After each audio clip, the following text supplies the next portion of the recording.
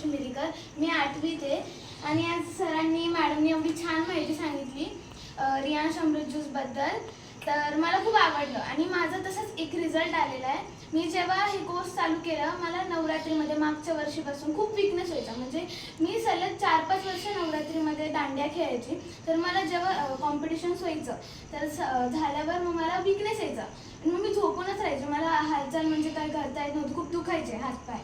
तर ना मी यावेळेस पप्पा जॉईन झाले तेव्हापासून मी अमृत ज्यूस जॉईन केलं, घेतलं. तेव्हापासून मला एवढा छान रिझल्ट आला. म्हणजे एकाच बॉटलमध्ये मला यावर्षी मी जेव्हा दांडियामध्ये घेतलं त्यावेळेस मला काहीच विकनेस नव्हता आणि मला एवढा छान रिझल्ट आला. पहिले मला असं वाटायचं की खूपच मला विकनेस आला आहे, मला असं होणार नाही. मी हर वेळेस सुट्ट्या घ्यायची 5-6 दिवस, कारण की मला एवढं दुखत होतं आणि मला एवढं तोंडाला असे फोड यायचे, म्हणजे जिभेला. तर त्यावेळेस म्हणजे त्याला म्हणतात तोंड येणं. मग ते मला येत होतं आणि मी तिखट काही खाऊ तरी मला ते खाता येत नव्हतं आणि मला दुखत होतं, तोंडाला फोड यायचे जिभेला.